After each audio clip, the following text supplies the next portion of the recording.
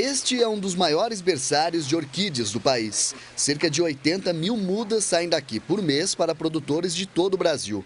As encomendas chegam até mesmo de outros países. O orquidário existe há quase 60 anos e, ao longo desse tempo, investiu em diferentes técnicas para favorecer o desenvolvimento das plantas. Gerson Calori diz que, na natureza, a cada 100 mil sementes, apenas uma ou duas se desenvolvem. É por isso que, para o comércio de mudas em grande escala, o orquidário adota a fertilização in vitro. E repare que garrafas de uísque são usadas para a produção das plantas. É a única maneira de você poder ter um volume de planta e ter uma programação para o produtor e poder trabalhar com segurança. O método de produção em larga escala, utilizando garrafas de uísque, começou nos Estados Unidos na primeira metade do século passado. Hoje em dia, a técnica é utilizada principalmente na Tailândia. Gerson importa de lá cerca de 3 mil garrafas por mês, contendo de 45 a 50 mudas dentro de cada uma.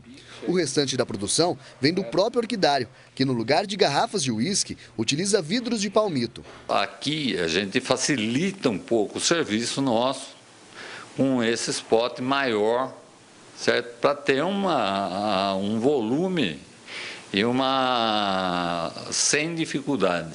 O primeiro passo para a fertilização in vitro é a retirada de um broto da planta, que é preparado e depois transferido para um recipiente até começar a germinar. Logo em seguida, as mudas recém-nascidas vão para dentro da garrafa. Lá elas ficam sobre um meio de cultura formado por nutrientes, vitaminas, sais minerais e hormônios. A rolha utilizada para vedar a garrafa possui um furo e um algodão para filtrar o ar que entra. As folhas e as raízes das mudas crescem de maneira uniforme durante aproximadamente um ano.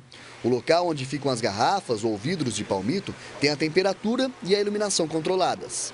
Depois deste período, as plantas precisam de um espaço maior para se desenvolver. As garrafas são cortadas ao meio e as mudas transferidas para um recipiente com um substrato capaz de reter a umidade. Pode ser, por exemplo, o musgo, encontrado em qualquer floricultura. Aqui elas permanecem de 3 a 4 meses e depois já podem ser transplantadas para um vaso maior.